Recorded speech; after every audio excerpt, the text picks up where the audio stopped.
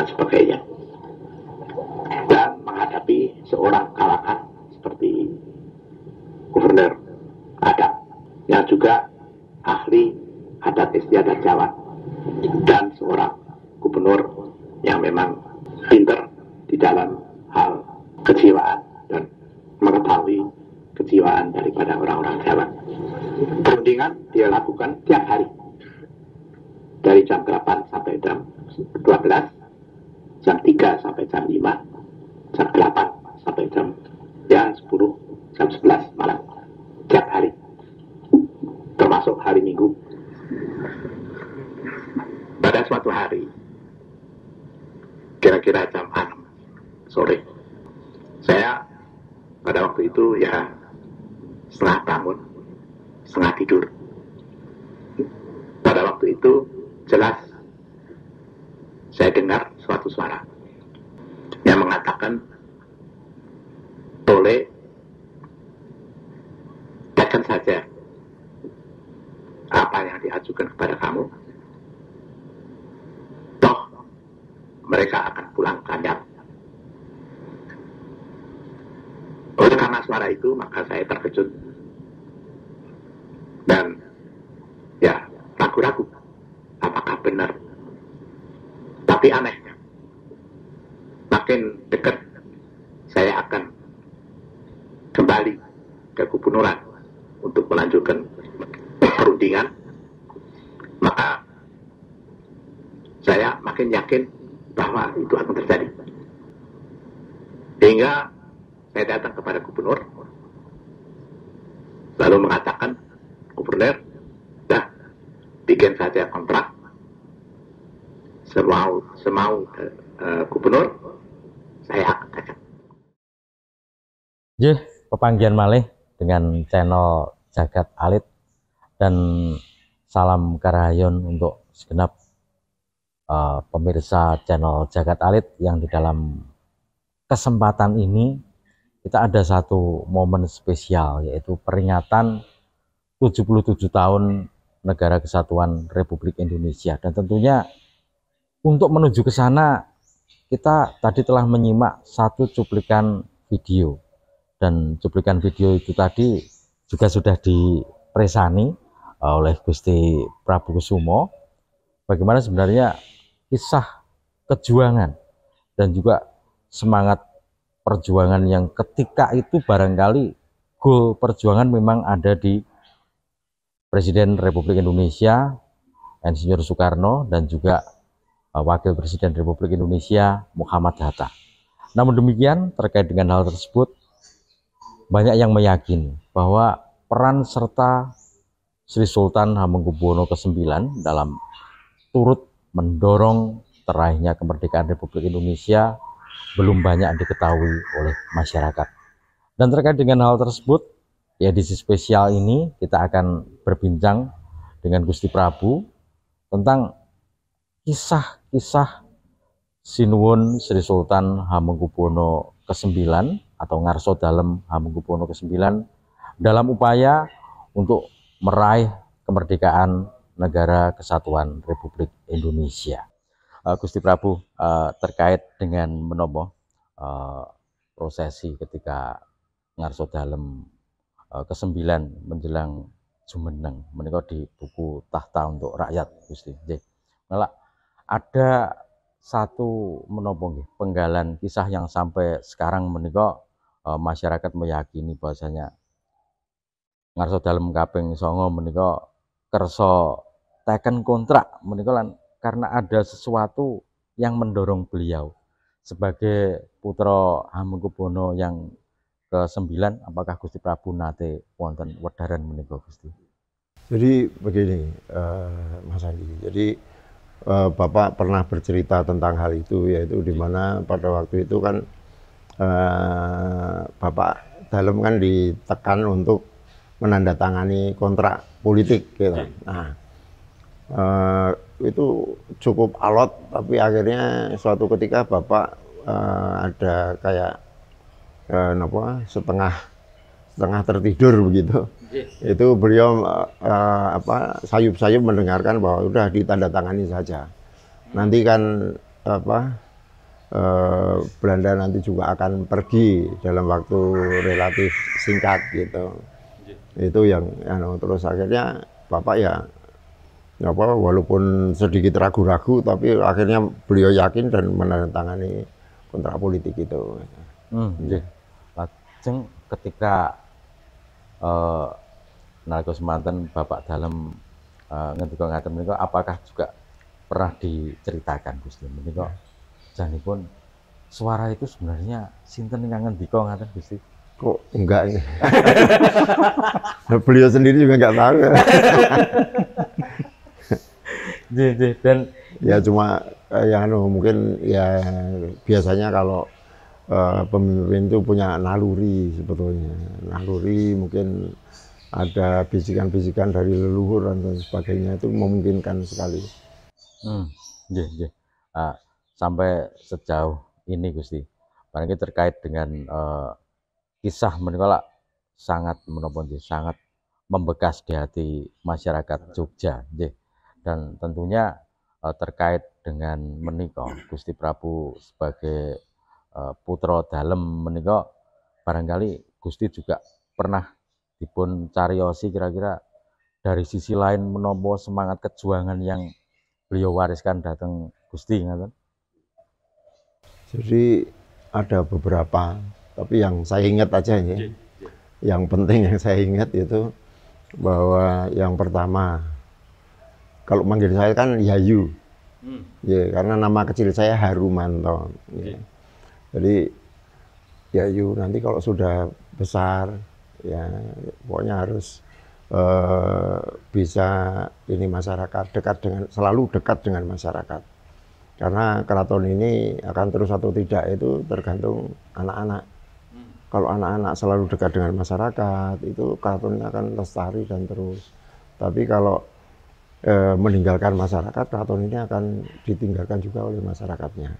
Itu yang pertama. Kemudian yang kedua, beliau mengatakan bahwa yang untuk kebaikan dan kebenaran harus kamu ucapkan dan lakukan, apapun risikonya.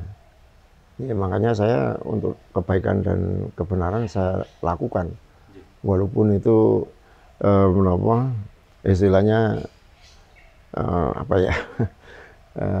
bertentangan dengan presiden sendiri pada waktu itu, waktu perjuangan penetapan gubernur dan wakil gubernur ya, karena mungkin Bapak Presiden ada pembisik-pembisiknya ya yang kuat terutama yang terkait dengan keraton tentunya, yang punya ambisi-ambisi tertentu gitu, sehingga pengennya pemilihan gitu.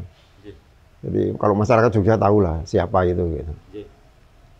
Nah, saya juga sudah minta maaf dan itu sudah baik, dan Pak SBY saya anggap beliau itu juga pahlawan bagi Keisman DIY, karena beliau begitu beliau membuat satu kesepakatan bahwa itu sekarang jadi penetapan bukan pemilihan, itu punya komitmen yang luar biasa, yaitu menyelesaikan UUK DIY dan juga melantik. Karena dalam piagam penetapan dan juga amanat 5 September tahun 45 itu kan di situ kan tercantum bahwa kekuasaan masih di tangan kedua beliau dan bertanggung jawab langsung kepada presiden. Artinya yang melantik itu presiden. Jadi secara yuridis itu betul-betul legal gitu. Ya, sebagai gubernur karena dilantik oleh presiden gitu. Lajeng semangat kejuangan kalau wow Gusti ngendikaaken bahwasanya kebenaran itu seperti apapun harus disuarakan diucapkan dan dilakukan. Moto menika ketika Gusti Prabu sendiri kemudian banyak menaungi organisasi dan sebagainya. Kira-kira dari pengalaman Gusti Prabu sendiri terkait dengan kemerdekaan yang ke-77 tahun menika, menapa wonten pangandikan yang bisa Gusti Prabu sampaikan bagaimana kemudian seyogianya mengisi kemerdekaan menika? Ya. Jadi kita yang pertama kita syukuri ya, bahwa negara kita merdeka sudah 77 tahun. Itu merupakan satu kebahagiaan tersendiri ya bagi bangsa Indonesia. Ya sebagai bangsa, sebagai rakyat ya negara Republik Indonesia, kita tentu saja karena kita mempunyai wilayah yang sangat luas dan berbagai suku, agama, ras, juga punya adat istiadat, tradisi budaya yang sangat luar biasa ya, adiluhung, dan itu harus dilestarikan ya. Sehingga karena apa? Karena khususnya misalnya di bidang agama, semua agama ciptaan Tuhan gitu. Sehingga kalau ada orang yang menghina atau mendiskreditkan agama lain, artinya dia juga menghina Tuhannya sendiri. Kemudian kita semua itu lahir, itu nggak bisa milih. Saya lahir mau di Papua, mau lahir di NTT, mau lahir di Aceh, mau lahir di mana saja, kita nggak bisa milih. Gitu. Kalau orang lahir di keluarga Muslim, keluarga Katolik, keluarga Buddha, keluarga Hindu, atau keluarga aliran kepercayaan, keluarga Konghucu dan lain sebagainya, itu kan nggak bisa milih. Jadi kita nggak boleh mendiskreditkan mereka-mereka yang tidak satu agama. Agama itu kepercayaan, keyakinan, ya, tidak bisa diperdebatkan. Ya. Dan artinya kita sebagai warga negara Indonesia itu harus bisa mengerti, saling memahami, saling menghormati, dan saling menghargai antara suku, agama, ras, juga adat istiadat. Jadi kita harus saling menghargai gitu. Ya, dan kita harus yakin bahwa Tuhan yang Maha Kuasa itu menciptakan keberagaman bangsa kita itu tidak mungkin punya tujuan yang buruk. Pasti tujuannya mulia. Maka kita harus betul-betul bisa saling mengerti, memahami, menghormati, dan menghargai itu. Ya. Lalu terkait menika Gusti, keyakinan dari banyak pihak di Jogja menika, bilih ngarso dalem ke-9 menika memang merupakan satu sosok di balik upaya meraih kemerdekaan Republik Indonesia menika. Menapa Gusti ugi nate menapa dipun cariosi kalian Bapak Dalem nalika semanten bab labuh-labuhipun ngarso dalem menika Gusti. Nggih. Jadi singkat saja ya. Jadi waktu Kongres BPU PKI itu Bapak ngutus Romo itu Om. Ya, kalau nggak salah Romo Purboyo sama Romo Prabu sama Kanjeng Hertoh, kalau Hertoh Joyolegoro kalau nggak salah. Nah, beliau ini diutus waktu itu PKI itu ada 3 kemungkinan, Union, Federal, sama Republik. Nah, Bapak mengutus kalau nggak salah 3 saudaranya Bapak ini untuk mendukung Republik. Kalau Republik saya setuju, karena kalau dari pengalaman zaman ngendikan pun bapaknya, ngendikan zaman Majapahit maupun Mataram, itu kan selalu diadu domba.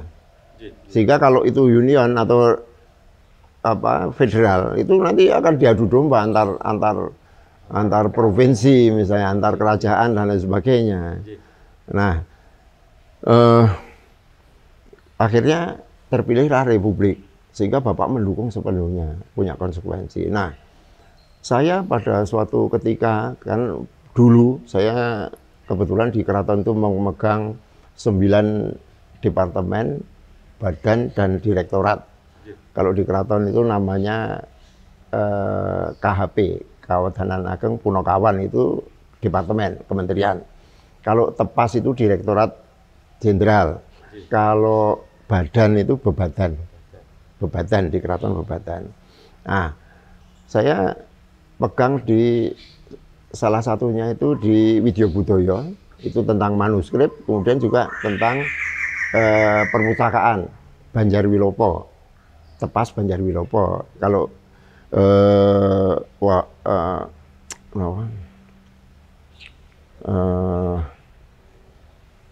yang manuskrip tadi itu apa,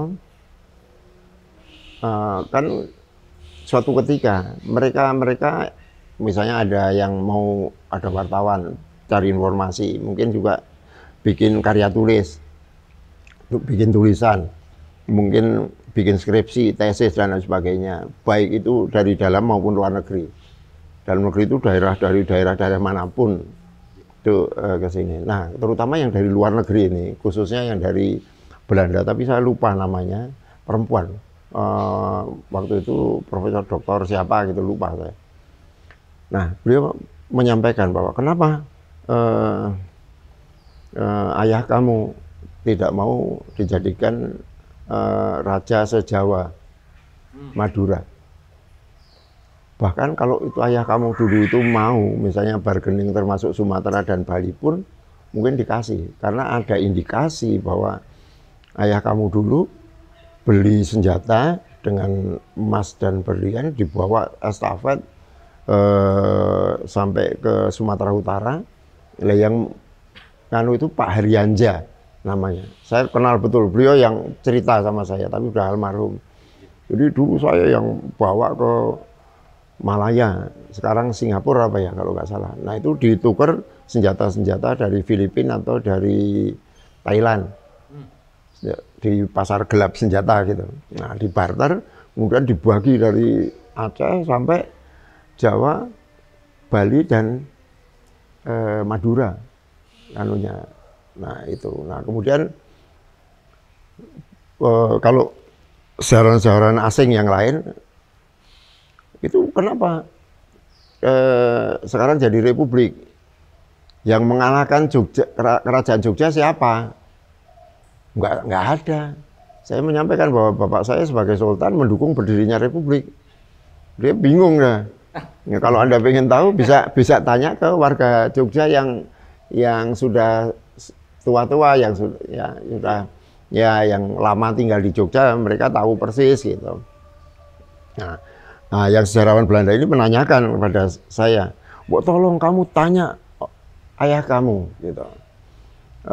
Kenapa kok nolak gitu."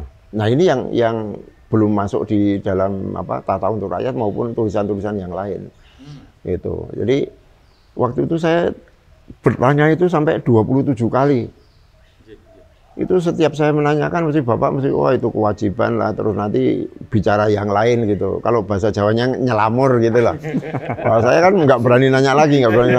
Nah, suatu ketika yang ke-27 itu saya nyun perso, saya terus terang saya sudah nyun perso 26 kali. Ini yang ke-27 Bapak.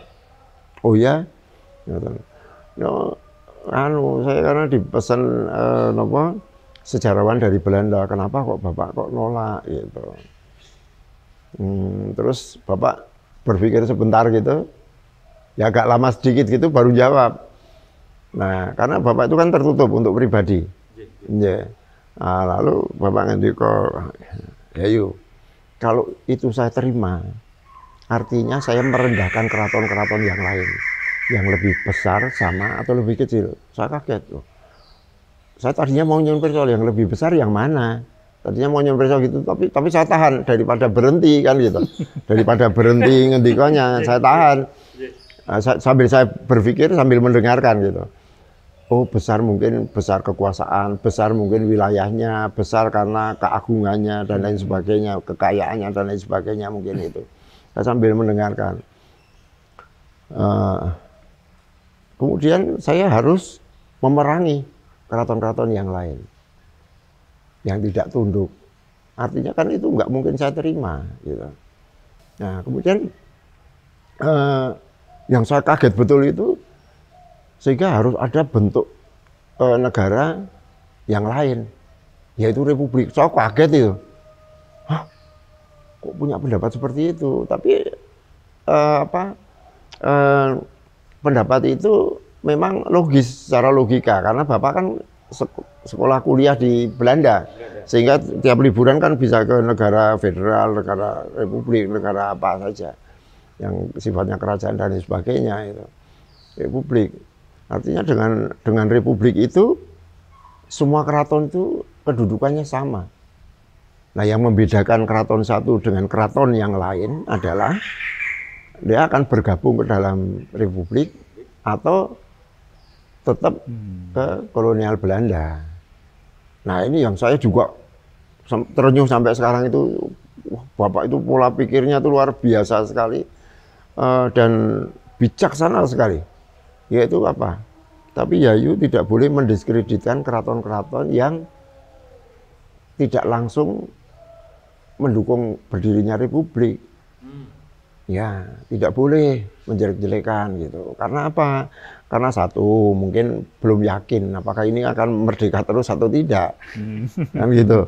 Kemudian yang kedua karena iming-iming dibantu 3 kali lipat dari sebelumnya dan seterusnya dan seterusnya. Jadi atau pertimbangan-pertimbangan yang lain kita nggak tahu. Jadi tidak boleh kita mendiskreditkan keraton-keraton yang tidak langsung berdiri di republik gitu. Karena kan banyak itu yang baru masuk tahun berapa itu. Iya, matur nuwun Mas Andi dan Gusti Prabu yang sudah menyampaikan kisahnya ya, berdasarkan apa yang pernah dialami. Pertama-tama saya sebagai orang Jawa, artinya mendapatkan kabar kisah seperti itu tidak luput dari upaya saya untuk nguri-uri bahwa ada peristiwa yang sebenarnya tidak kebetulan terjadi, tapi bagian dari sebuah peristiwa yang memang harus dialami, yang memang harus dilakukan oleh beliau Kang Romo HB9. Entah pembisiknya itu siapa, namun begitu ini sebuah perjalanan dari NKRI sendiri untuk melahirkan kebebasan itu.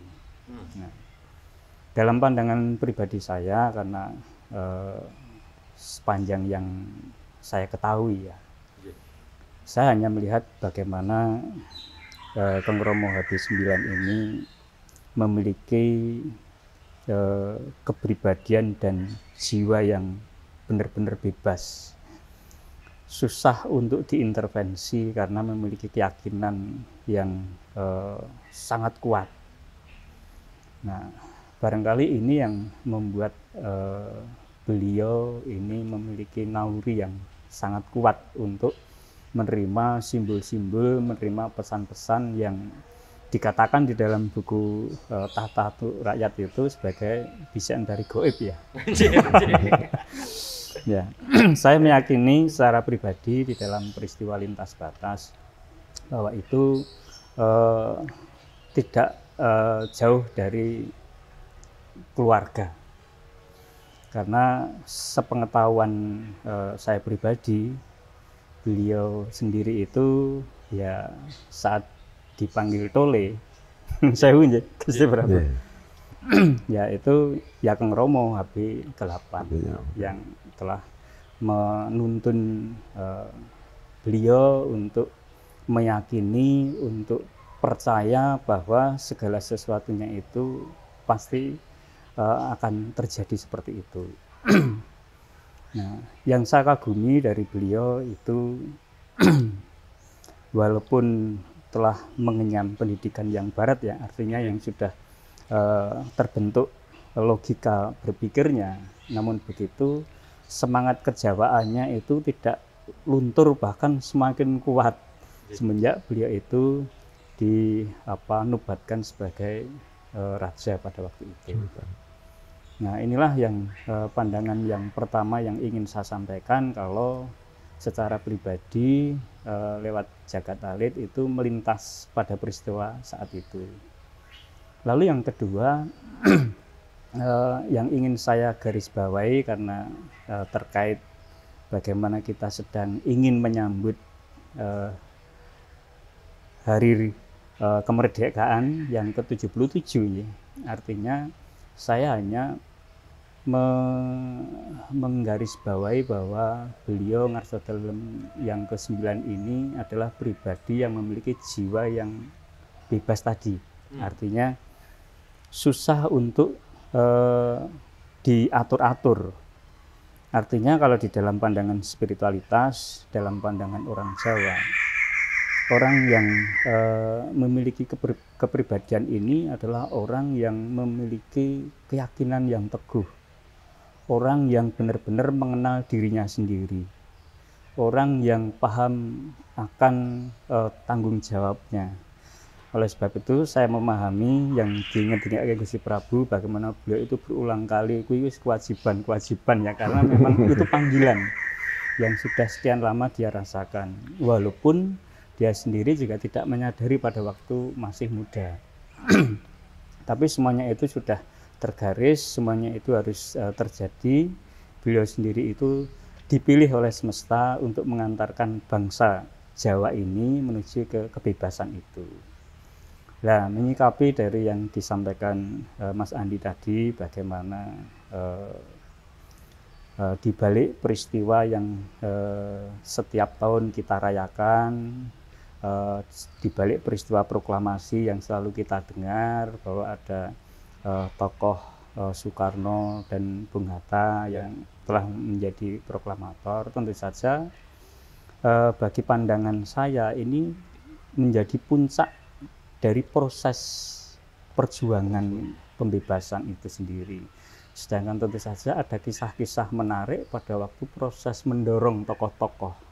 Dan saya yang meyakini pula bahwa tidak hanya 1-2 tokoh pejuang yang di sana yang terlibat tulus ikhlas dengan segenap jiwa raga membaktikan diri untuk negeri ini. Nah, salah satu yang ingin saya ungkap adalah beliau sendiri, Pengromo Habis 9, yang ternyata tadi disampaikan oleh Gusti Prabu memiliki kisah yang mungkin belum sempat terdokumentasi. Artinya beliau sendiri sebenarnya itu kan memiliki peluang untuk menjadi pemimpin negeri ini, namun begitu karena pemahaman beliau yang sudah benar-benar merasuk di dalam jiwa raganya untuk tidak belereng dengan jabatan-jabatan. Apalagi tadi disampaikan oleh Gusti Prabu, pernah di dalam kisah tersebut ternyata Kang Romo Habis 9 ini pernah ditawari untuk menjadi Raja Sejawa Madura. Begitu pula saya meyakini bahwa di dalam proses perjuangan selanjutnya pun pasti juga Ngerso Dalem yang ke-9 ini juga punya peluang di dalam pendirian negeri ini. Namun begitu akhirnya beliau juga tidak kerso, malah justru mempercayakan orang lain yang memang benar-benar diyakini oleh beliau sendiri memang itulah yang dipilih oleh bangsa ini. Dan ini memberikan kepada kita inspirasi bahwa beliau itu adalah orang yang memiliki kebesaran hati yang seluas samudra. Ya, kalau orang saat ini mungkin itu kesempatan ya. Artinya ditawari seperti itu, gage-gage. Bapak pernah ngantika juga. Gage-gage Cancut Taliwondo untuk mengambil bagian itu. Namun karena kebesaran hati, beliau sendiri juga memahami apa yang sedang dia bawa ini tidak hanya sebatas membawa keluarga, tetapi malah justru yang jauh lebih dipikirkan adalah kebersamaan kawulonya. Bahkan yang saya lihat, yang saya rasakan, justru banyak memikirkan masyarakat luas. Kadangkala malah keraton sendiri itu diabaikan. Pikiran-pikiran beliau itu malah justru banyak diisi oleh bagaimana supaya negeri ini bisa bersatu mendapatkan kebebasan. Nah, proses itulah yang memberikan semangat luar biasa beliau untuk mendorong pejuang-pejuang saat itu. Ya, memang karena tokoh sentral ya, tokoh yang mengemuka pada waktu itu adalah Pak Karno ya. Nah, sehingga di dalam sejarah kita hanya mengenal seputar itu saja, padahal banyak yang beliau support, banyak yang beliau dukung, bahkan tidak hanya dengan perintah-perintah, tapi juga dengan sokongan-sokongan yang berwujud materi. Jadi kalau kita selama ini hanya mendengar bahwa beliau ini menyumbang dana untuk modal pendirian NKRI, itu kan yang sebatas diceritakan. Padahal banyak sekali pejuang-pejuang yang waktu dulu itu juga sowan, bahkan Ngerso Dalem yang ke-9 ini justru terbalik, mereka yang justru jemput bola. Kadang kala itu malah justru menemui para pejuang itu secara diam-diam untuk memberi dukungan.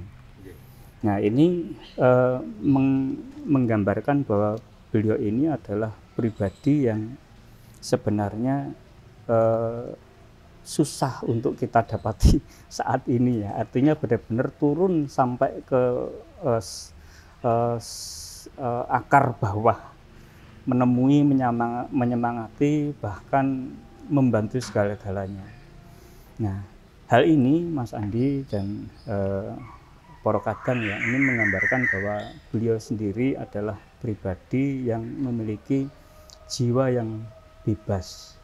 Artinya tidak sedang ditekan oleh materi, tidak berusaha ditekan oleh kekuatan untuk keinginan memegahkan diri, sehingga beliau benar-benar menginginkan semuanya itu untuk rakyatnya, untuk kaulonya, bahkan untuk kepentingan yang jauh lebih besar daripada kepentingan keraton untuk bangsa ini. Sehingga saya memahami semangat beliau, bagaimana beliau ini menghormati kerajaan-kerajaan yang sepantaran pada waktu itu, yang lain itu, supaya benar-benar dijaga, supaya tidak ada saling merendahkan. Ya, ini bagian proses keyakinan beliau sendiri dalam rangka membentuk dan menjadi embrio bagaimana beliau sendiri itu mengidam-idamkan tatanan negeri ini.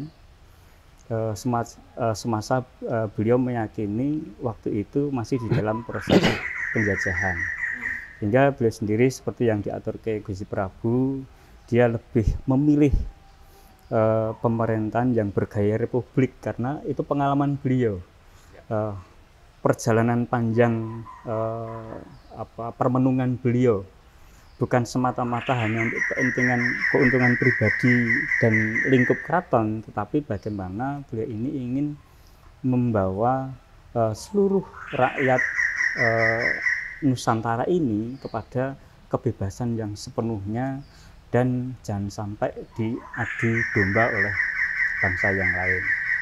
Nah, ini penggambaran saya bagaimana kalau kita itu memaknai menyambut Hari Kemerdekaan yang ke-77 ini dengan semangat inspirasi dari tokoh di balik peristiwa proses kemerdekaan itu. Ternyata ada tokoh yang sangat luar biasa dan ada kisah tersembunyi yang mungkin belum sempat banyak diceritakan saudara-saudara kita. Ya. Bahkan mungkin juga dari Gusti Prabu juga mungkin karena situasinya pada saat itu memang Kang Romo HB9 itu memang super sibuk ya, karena memang dalam rangka untuk melayani yang lainnya. Bahkan putra-putranya saja mungkin ya nun sewu dikiwake hanya dengan yang lainnya. Dan mungkin mereka menjadi sesuatu yang menarik. Bagaimana kemudian kebesaran jiwa beliau, yang Gusti Prabu sendiri sebagai putra dalem Sinuwun kaping 9 tentunya menanggapi yang tadi disampaikan oleh Mas Bagus. Gusti Prabu sendiri sebagai putra mereka yang beliau sampaikan datang putra-putra nalika semanten terkait dengan kebesaran wawasan, keluasan pandangan menurut pundi Gusti? Yang pertama saya belum jawab Bapak itu, saya kalau ada tamu asing tamu keraton gitu, tamunya Ngerso Dalem yang sekarang misalnya. Saya selalu menyampaikan bahwa kalau masuk ke Museum Hamengkubuwono IX itu saya selalu menyampaikan singkatnya itu Hamengkubuwono the Nine is the unique person in the world. Orang yang paling unik di dunia karena dia seorang sultan, raja, tapi mendukung berdirinya republik. Dan juga beliau jadi gubernur, jadi jenderal, jadi letnan jenderal Belanda, kemudian juga jadi menteri-menteri dan juga terakhir jadi wakil presiden. Itu yang nomor. Saya menyampaikan he is the unique person in the world. Nah, di sisi lain mungkin juga belum masuk di dalam tahta untuk rakyat. Kebetulan istri saya itu reuni SMA PSKD. Nah, kebetulan salah satunya itu putranya Datuk Jamin, Muhammad Mr. Datuk Jamin itu kalau nggak salah pernah jadi gubernur Jawa Barat yang kedua atau ketiga gitu. Nah, putranya Datuk Jamin, Mr. Datuk Jamin ini cerita ke saya di sini. Wah, Pak Prabu, saya untung bisa ketemu. Saya mau cerita bahwa bapak saya dulu diutus sama Sri Sultan Hamengkubuwono ke-9 ke PBB untuk mendaftarkan Republik Indonesia menjadi anggota PBB tahun 49. Nah, bersama dengan Mr. Ali Sastro Amijoyo. Nah, beliau berdua diutus bapak ke sana, kemudian menanyakan segala sesuatunya, yang intinya setelah pulang menyampaikan ke bapak, intinya itu harus ada kantor perwakilan di Washington di sana. Nah, akhirnya tahun 50 beliau berdua diutus membeli satu bangunan kastil gitu. Itu seharga 350.000 US dollar pada waktu itu. Pada tahun 1950. Nah, kemudian sampai hari ini masih dipakai oleh untuk KBRI. Dan konsulat. Ini juga masih dalam proses. Saya menanyakan ke Ibu Menteri, kami tidak akan menuntut itu kembali atau gimana. Oh, tidak sama sekali. Saya hanya pengen melengkapi museum Hamengkubuwono IX, juga melengkapi tahta untuk rakyat. Nanti dilengkapi ada yang menulis dan lain sebagainya. Nah, itu apa? Itu yang membelikan bapak gitu loh. Hibah dari bapak gitu. Nah, saya juga kalau kita sangkut pautkan dengan kemerdekaan ya, mungkin saya cerita sedikit tentang keistimewaan DIY. Nah, jadi pada waktu 17 Agustus 1945 pagi Bung Karno mengatakan merdeka, merdeka, merdeka begitu. Nah, akhirnya siangnya ditanya oleh Belanda, Bung Karno, mana wilayah kamu? Batavia ini koloni saya. Bung Karno bimbang. Akhirnya Bung Karno kirim telegram ke Bapak dan juga Sri Paduka Pakualam ke-8. Nah, akhirnya beliau berdua malam itu juga mengadakan pertemuan di bangunan yang tidak boleh dirubah di depan gedung Taman Pintar. Itu ada bangunan pendek gitu, satu lantai itu, bangunan lama. Nah, beliau berdua bicara di situ dan beliau sepakat menjadikan Negari Dalem Keraton Ngayogyakarta Hadiningrat dan Negari Dalem Kadipaten Puro Pakualaman menjadi wilayah pertama negara Republik Indonesia. Tanggal 18 Agustus paginya disampaikan pada Bung Karno, tanggal 19 Agustus Bung Karno membuat piagam penetapan yang intinya adalah kekuasaan masih tetap di tangan kedua beliau dan bertanggung jawab langsung pada presiden. Nah, kemudian yaitu kan Bapak ditawarin menjadi Raja Sejawa itu. Nah, tapi tidak digubris sama Bapak, didiamkan saja kan gitu. Nah, Bapak dan juga Sri Paduka Pakualam ke-8 membuat amanat 5 September. Ya, membuat amanat 5 September yang intinya kekuasaan masih tetap di tangan kami dan bertanggung jawab langsung pada presiden. Nah, karena Bapak tidak gubris tentang tawaran Belanda, akhirnya Belanda mendatangkan tentara Belanda berapa puluh ribu tentara Belanda, 40 atau 60 ribu tentara Belanda di Batavia. Batavia diserang, Bung Karno, Bung Hatta diungsikan ke dibawa ke Bengkulu, maaf atau istilahnya nopo ya, kayak dipenjarakan di Bengkulu gitulah istilahnya gitu. Nah, nah akhirnya Bapak membuat kebijakan bahwa untuk memudahkan berdirinya negara Republik Indonesia, karena yang berdaulat sejak tahun 1755 adalah Keraton Jogja dan Solo kan gitu. Sehingga dipindahkannya ibu kota negara ke Yogyakarta itu tanggal 4 Januari 1946.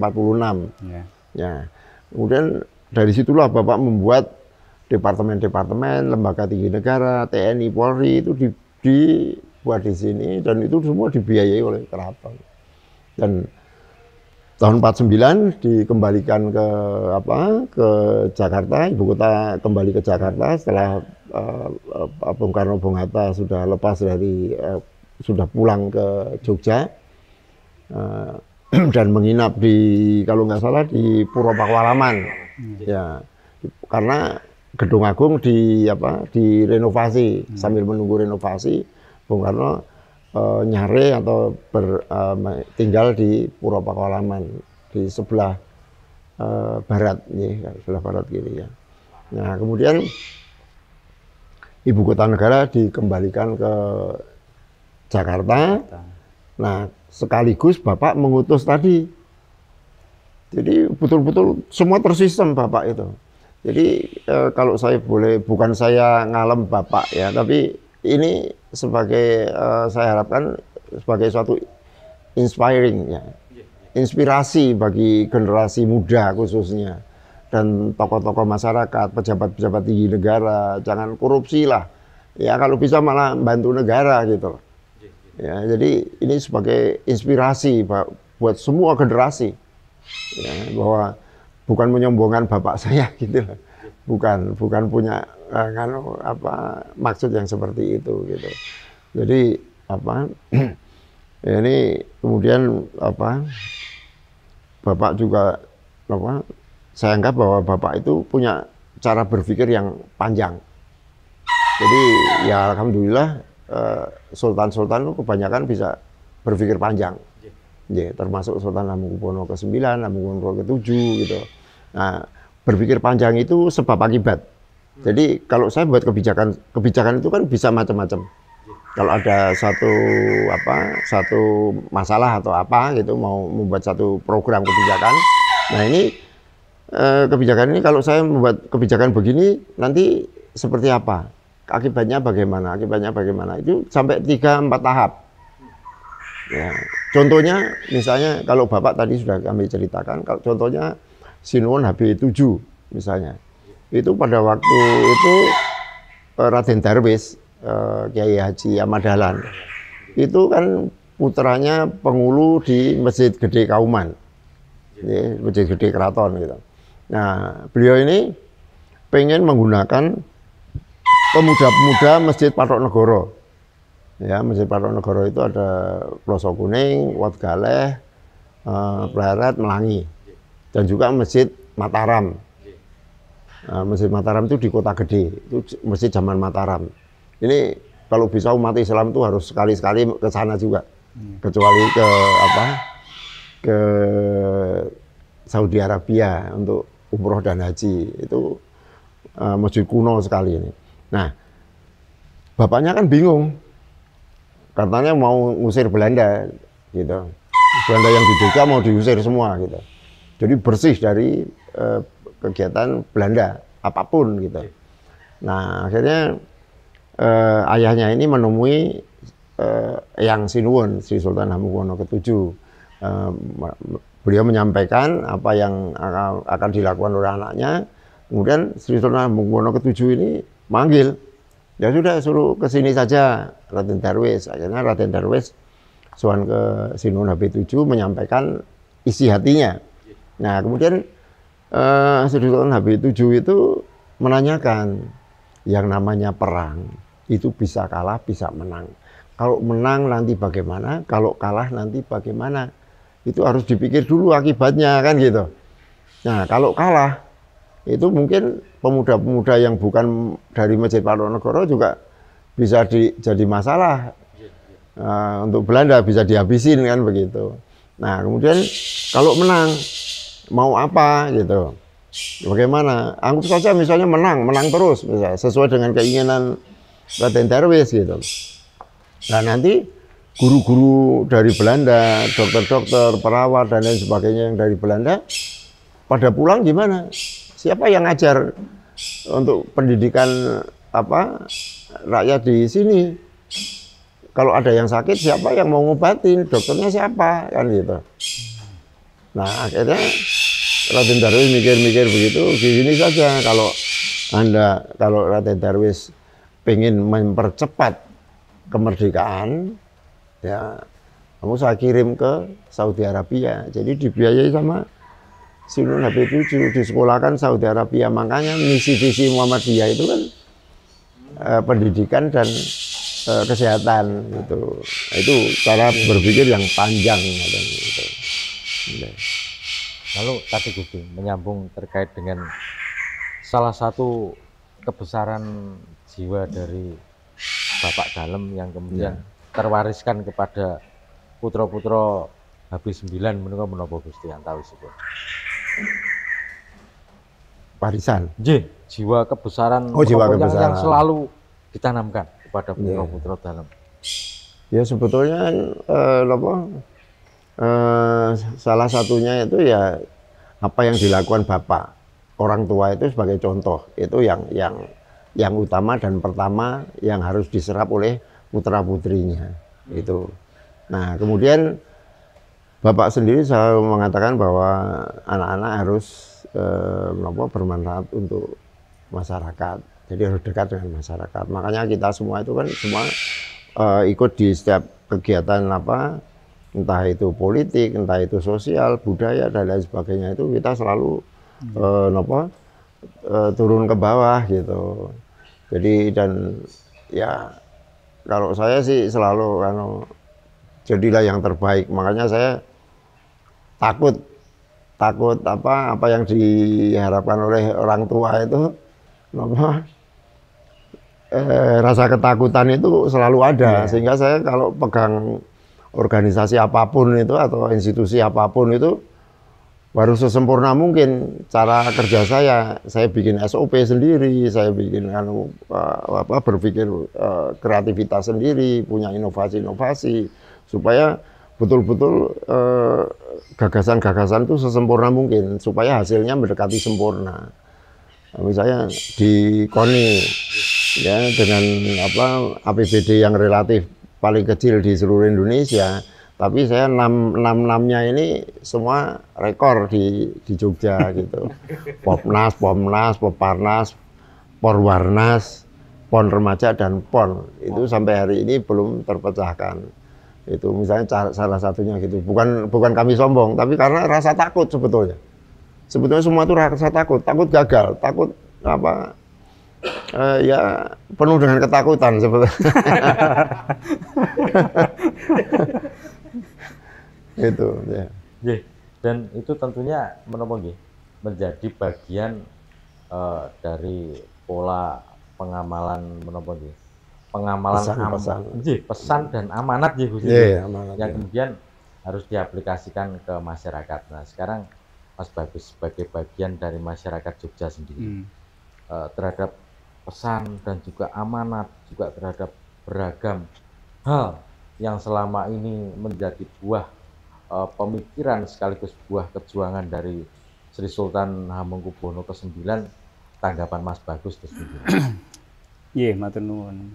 Pertama-tama saya secara pribadi itu memandang Keng Romo Habis 9 ini sebagai tokoh inspirasi yang sudah selayaknya dan seharusnya kita semua sebagai generasi yang diwarisi berbagai macam hal ini di bumi pertiwi ini bisa mencontoh sikap teladan beliau, utamanya bagaimana beliau ini bisa menaklukkan dirinya sendiri di dalam nun sewu jagat halit beliau, di dalam kemanusiaan beliau, sehingga memiliki jiwa yang bebas tidak bisa diatur-atur oleh kepentingan, sehingga bisa memberikan yang terbaik bagi bangsa ini, mengantarkan yang baik kepada tatanan-tatanan yang memang diharapkan oleh beliau. Namun begitu, pada saat kita sampai pada penghujung peringatan yang ke-77 ini, ya, nah, kalau sebagai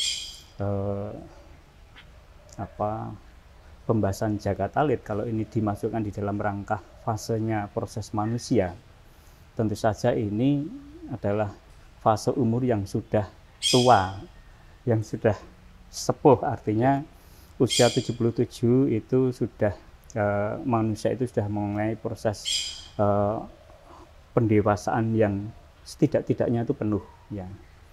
Di sini artinya kemerdekaan ini yang sudah berjalan sekian lama ini tentu saja mestinya ini sudah membuahkan hasil-hasil di mana para pendahulunya dulu itu yang menginginkan tidak hanya ngerso dalam HB9 itu yang pengen tatanan kehidupan ini kan gemah ripaloh jinawi, setidaknya seperti itu. Ini mestinya harus segera diwujudkan.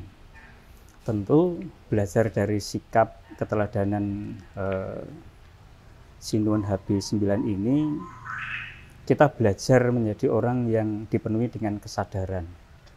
Artinya kita sebagai orang Jawa yang harus tanggap bahwa peristiwa-peristiwa yang selalu diulang dalam rangka menyambut memperingati Hari Kemerdekaan ini juga bisa diistilahkan sebagai nguri-uri sejarah. Dimana kalau kita itu mengenali sejarah, mengenali masa lalu dan mengenali peristiwa, apalagi mengenali tokoh-tokoh yang telah rela berkorban dengan segenap jiwa raga, tentu saja kita menjadi tergugah, selalu tersemangati, tidak mubat-mabit kehidupan kita, sehingga tatanan kehidupan kita itu bisa lebih stabil. Apa yang dikehendaki, apa yang diidamkan oleh para pendahulu kita, apa yang diharapkan masyarakat sekarang, terutama saya mewakili yang generasi muda nih, ya. Nah, artinya mengidamkan suasana yang ayem-ayem, tentrem, rukun, betul. di dalam kehidupan beragama, sehingga bisa melaksanakan tugas keseharian ini bisa mapan.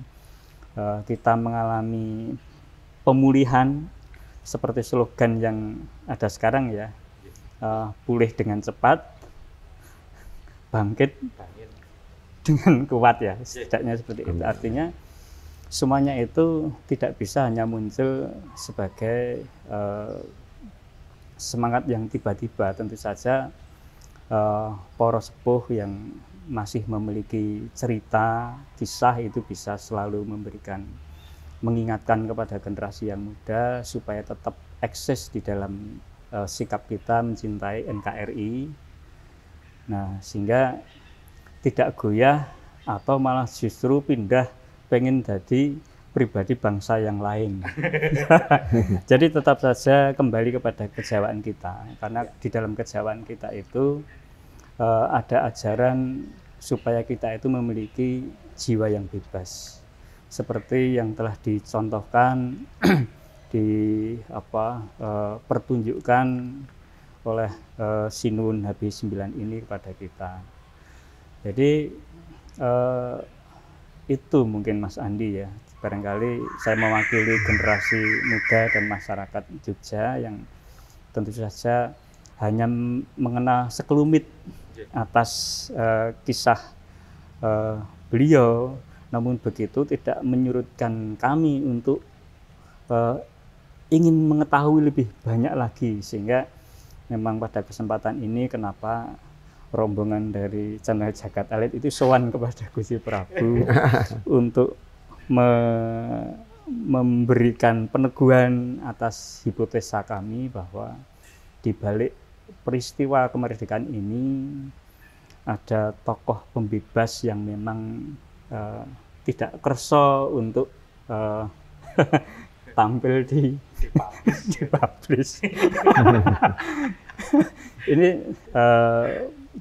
bagi kami ini kebesaran hati yang memang saya secara pribadi dan mungkin mewakili generasi muda yang lain butuh belajar banyak, butuh dituntun oleh siapa saja yang benar-benar masih memiliki rasa handarbeni terhadap kebangsaan kita, sehingga kita yang generasi muda itu tidak limbung di dalam perjalanan ke depan, yang oleh karena pada masa-masa di mana kita ini memasuki zaman kolotido ya, zaman yang serba ngewuh ke ini, namun kalau sudah diberi sangu sudah diteguhkan, jadi kita yang ya bisa memahami ini, tetap bisa kenceng bundeli apa yang kami yakini, dan tetap saja berjuang sak gaduke begitu Mas Andi. Pilih menikah sebagai satu bagian penting ya Gusti. Gusti Prabu sendiri banyak menyimpan kisah tentang perjuangan beliau. Barangkali sebagai satu konklusi di kesempatan 1 jam eksklusif bersama Gusti Prabu menika, Gusti ada pesan yang bisa disampaikan kepada generasi muda Jogja secara lebih khusus, kepada pemuda dan masyarakat Indonesia secara lebih luas lagi, bagaimana menyikapi dan juga memaknai kemerdekaan yang ke-77 tahun ini, Gusti? Saya mungkin hanya ingin berpesan kepada seluruh warga masyarakat, ya. Baik kita yang tua, generasi muda maupun anak-anak. Jadi didiklah diri kita, ya, dan keluarga kita, dan juga siapapun di antara kita, ya, baik itu ulama kepada umatnya, pimpinan pada bawahannya, guru pada siswa-siswinya, dosen kepada mahasiswa-mahasiswinya, dan seterusnya, ya. Jadi didiklah semua itu menjadi seorang pemimpin, termasuk diri kita sendiri. Didiklah menjadi seorang pemimpin. Nah, pemimpin itu seperti apa? Ya, pemimpin itu harus pintar. Ya, pintar secara akademis. Jadi kalau orang tua yang didik putra-putrinya untuk dikasih les privat dan lain sebagainya supaya pintar. Tidak ada pemimpin yang tidak pintar. Ya. Kemudian kedua, cerdas. Cerdas itu harus punya ide-ide kreatif, punya inovasi-inovasi. Ya. Jangan terpaku pada sesuatu yang konvensional. Ya, kalau kita pengen maju, ya. Jadi setiap pemimpin itu harus cerdas. Yang ketiga, harus mampu berbicara runtut. Jadi sejak kecil atau diri kita sendiri harus bisa berbicara runtut. Sehingga kalau kita bisa bicara runtut, artinya kita menghormati orang lain dan orang lain akan menghormati kita. Ya, tidak ada pemimpin yang tidak bisa bicara runtut. Ya. Kemudian yang keempat, santun dalam berbicara, bersikap, dan berbusana. Nah, ini juga untuk menghormati orang lain dan akan dihormati oleh orang lain. Ya. Kemudian yang kelima adalah taat beribadah sesuai dengan agama dan keyakinan kita masing-masing. Dalam arti kita berbangsa dan bernegara yang saya sampaikan tadi, kita harus bisa saling mengerti, memahami, menghormati, dan menghargai, ya, suku dengan suku lain, dengan agama lain, dengan ras lain, dengan adat istiadat budaya yang lain. Itu kita nikmati, harus kita nikmati. Kalau Tuhan menciptakan keberagaman bangsa kita, tidak mungkin dengan pikiran yang tidak mulia. Pasti tujuannya harus mulia. Ya. Nah, dengan 5 ini, kenapa ada oknum-oknum yang pindah warga negara seperti Bapak Bagus tadi sampaikan? Pindah warga negara. Warga negara Republik Sukamiskin. Karena korupsi. Coba kita lihat yang pada di sana, itu punya ini. Pintar, cerdas, santun, mampu bicara runtut, taat beribadah. Ini nilainya 100 semua. Tapi kenapa mereka masih pindah warga negara ke Republik Sukamiskin tadi? Karena korupsi, karena macam-macam, masuk penjara dan lain sebagainya. Karena apa? Karena tidak mempunyai pikiran, niat, dan hati yang mulia. Jadi 3 hal inilah yang harus kita bina untuk diri kita sendiri, untuk sesama, dan juga untuk anak turun kita. Mempunyai pikiran, niat, dan hati yang mulia. Ya. Jadi ini dididik dari kecil ini. Yang kita sudah dewasa harus mencoba menyesuaikan diri untuk wajib punya pikiran, niat, hati yang mulia. Kalau kita semua punya pikiran, niat dan hati yang mulia seperti yang diharapkan Bapak Bagus tadi, kita hidup itu ayem, tentrem, luar biasa. Ya, jadi punya pikiran, niat, dan hati yang mulia itu dari kecil misalnya. Ya. Jadi kita lihat anak kecil, suruh coba nyapu bareng-bareng sama ibunya atau sama bapaknya, dilihat cara nyapunya gimana. Oh, nyapunya bagus, wajahnya tidak tidak jengkerut, tidak ngomel gitu ya. Nah itu alhamdulillah anakku baik gitu. Jadi itu dididik yang sederhana-sederhana dari kecil sampai yang itu. Jadi mendidik anak untuk mampu berbicara runtut misalnya. Misalnya anak saya pergi, Pak, aku mau pergi. Oh iya, oh itu salah besar. Dipanggil suruh duduk. Mau kemana? Diantar enggak? Dijemput tidak? Mau pergi mau kemana? Dengan siapa? Mau acara apa? Nah akhirnya suatu ketika kalau sudah bisa bicara runtut, ngomongnya mesti sambil duduk, Pak. Deketin ayahnya gitu.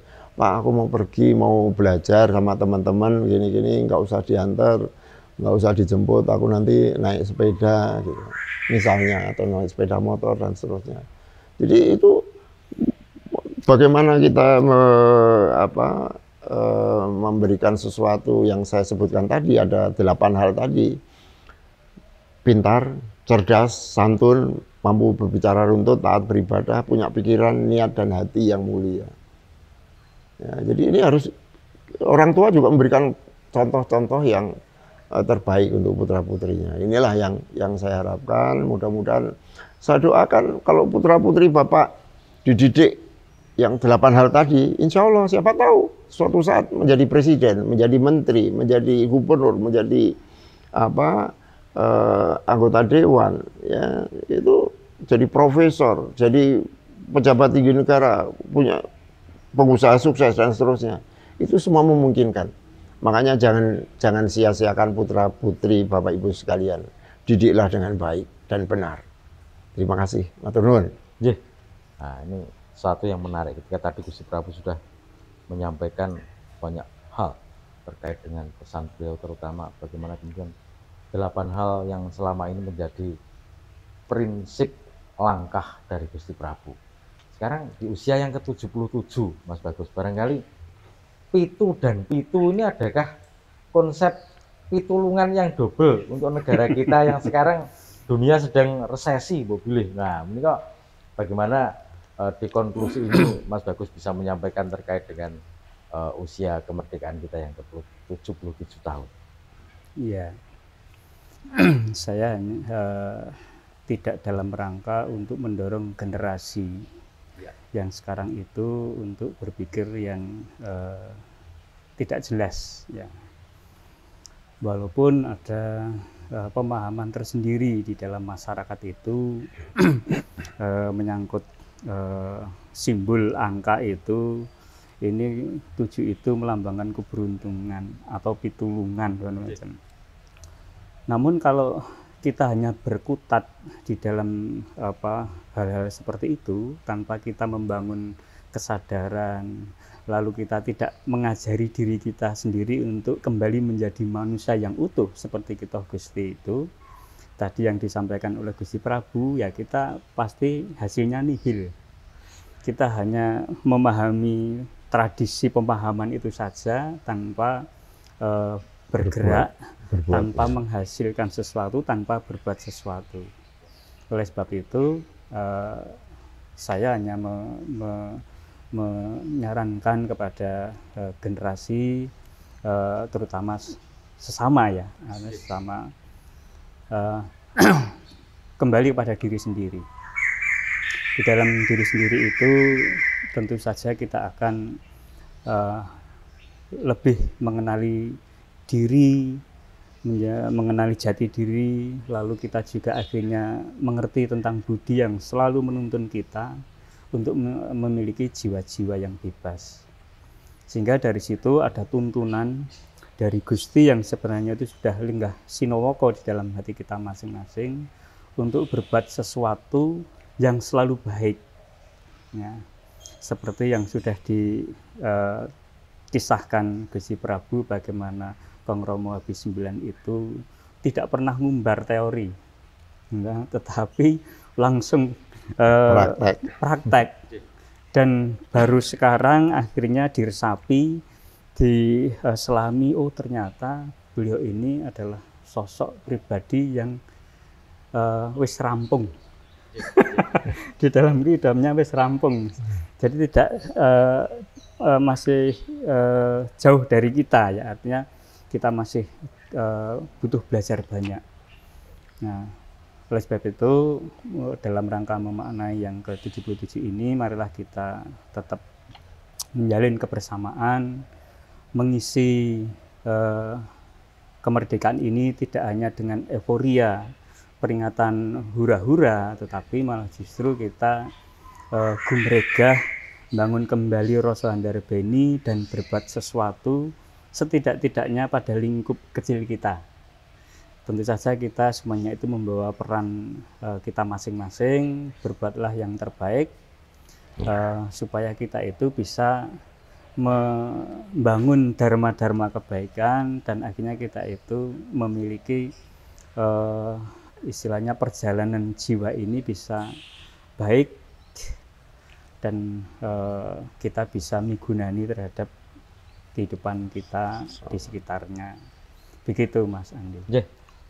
Baik, terima kasih Gusti Prabu awit wekdalipun, matur nuwun Mas Bagus yang juga sudah ikut bergabung dalam edisi spesial channel Jagat Alit untuk memperingati 77 tahun kemerdekaan Negara Kesatuan Republik Indonesia. Semoga banyak hal yang tadi telah kita bahas bisa migunani karena kita telah mencoba untuk meresapi dan juga melaksanakan apa yang menjadi wedaran dan juga menjadi sesanti dari para leluhur kita di Nusantara ini. Demikian, matur nuwun, rahayu.